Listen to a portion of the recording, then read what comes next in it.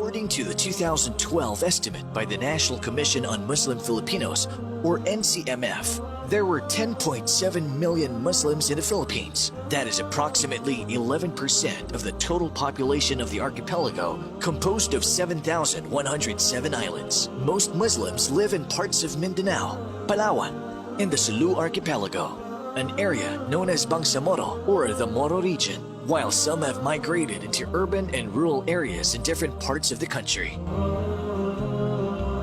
Islam was first brought by Arab traders in the late 13th and early 14th centuries. 200 years before the Spanish invasion, these Muslim merchants originally came from present-day Malaysia and Indonesia. They landed in Sulu Islands and preached Islam to the indigenous population and built the first mosque in the Philippines in the town of Simunul in Tawi-Tawi in the mid-14th century. The Islamic propagation reached as far as the Kingdom of Tondo in current-day Manila in Luzon in the northern Philippines. It is notable to see that there was no clear record of armed conquest made by the Muslims against the local people, and it seemed that they embraced Islam voluntarily. Muslims believe that the past Muslims were invited into Islam by the good manners possessed by the preachers towards Islam. Different states and colonies embraced Islam without being subjugated by a Muslim military. As time went on, the Muslims prospered under these Muslim states, which had trade relations with nearby islands and even far-off countries like India and China. By that time, the Philippines does not exist yet as a country, rather as a group of islands where different sultanates rule over different lands, where many of these are Muslim governments. The first attempt to conquer the Philippines was made by a Portuguese sailor working for Spain named Ferdinand Magellan in 1521.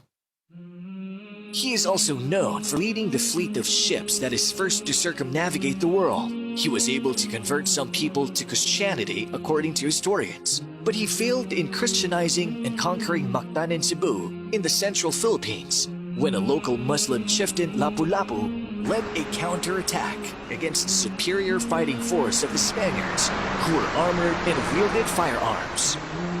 Lapu-Lapu led a group of warriors armed with machetes, sword, and bamboo spears and fought the well-armed and armored conquerors on the seashore. Lapu-Lapu killed Ferdinand Magellan, thus earning himself the title as the first Filipino freedom fighter. Lapu-Lapu is continually remembered today by having his silhouette used by the Philippine National Police in their official seal as a sign of bravery. When the Spanish returned to the Philippines in the mid-1500s, after the failure of Ferdinand Magellan to conquer Cebu, they conquered Manila, where they encountered more Muslims under the leadership of Raja Sulaiman, whose castle stood in the area now known as Intramuros. This discovery led them to call the Filipino Muslims as Moros, which is in reference to the Moors who occupied Spain for more than 800 years, whom they have recently conquered by invading Andalus or Muslim Spain. In 1575, the Spanish started spreading Catholicism in the Philippines through the use of missionaries.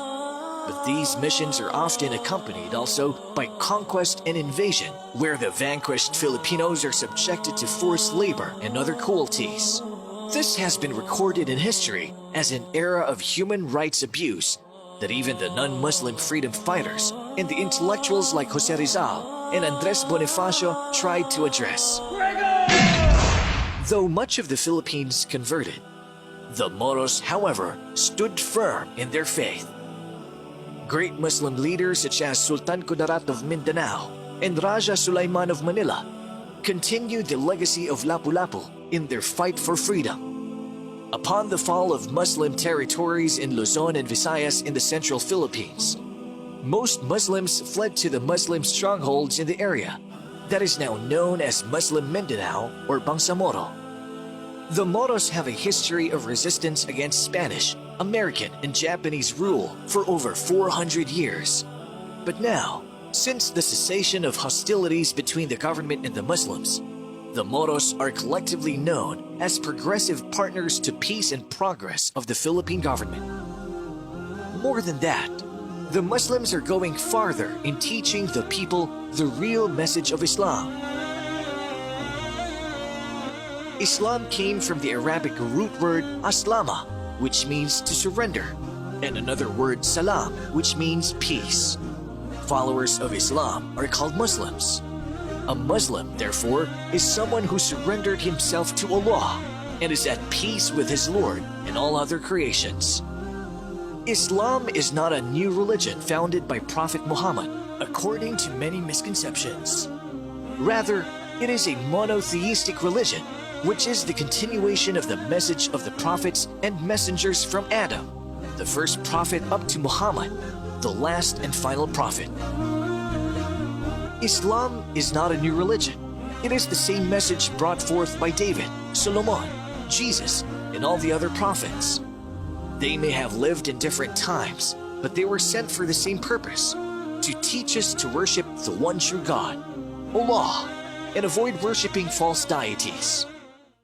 Islam has 5 pillars, testifying that there is no God worthy of being worshipped except Allah, establishing Salah, paying Zakah, fasting on Ramadan, and Hajj. Islam enjoins all good deeds which are upheld by humans to be morally upright, but the most moral of good deeds is the worship of the one true God. While the greatest sin is that we associate partners to Allah by worshipping others other than Him. All these are strictly enforced, as Islam prohibits vice and other immoralities such as cheating, fornication, and terrorism. Allah is the proper name of God, the Creator and Sustainer. He created the universe and all that exists. He sent the prophets and messengers and the revelations with them in order to teach mankind to worship Him alone without partners and to avoid the worship of other gods other than Allah, and to teach us that which is upright and moral. There is no God worthy of being worshipped except Allah. Worshipping Him alone without partners is the purpose of creation. Although Christians call Him as God the Father or Lord, Allah is the same God who created the earth in the Bible. He is the same God that sent the prophets. Muslims believe in all the prophets and messengers, including Adam, Noah, Abraham, Jesus, and last prophet Muhammad.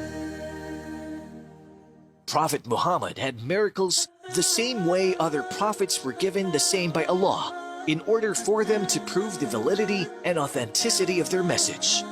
Prophet Jesus was given the miracle of healing, while Moses divided the sea for them to cross as an example. The greatness of the Quran as a miracle is because it is an eternal miracle that we still witness until today. Quran is the most read book in the world, and is the only book which is memorized by millions of people from cover to cover, which is a proof of Allah's promise in the Quran itself that He shall protect it, proving that it is indeed the word of Allah.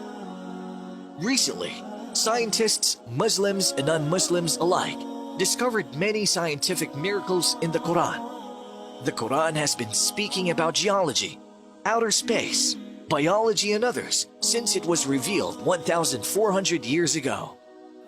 A Muslim is a person who surrendered himself to Allah by acknowledging His oneness.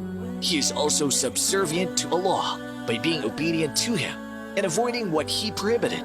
He avoids any form of cooperation or having to do with worshipping anything or anyone other than Allah.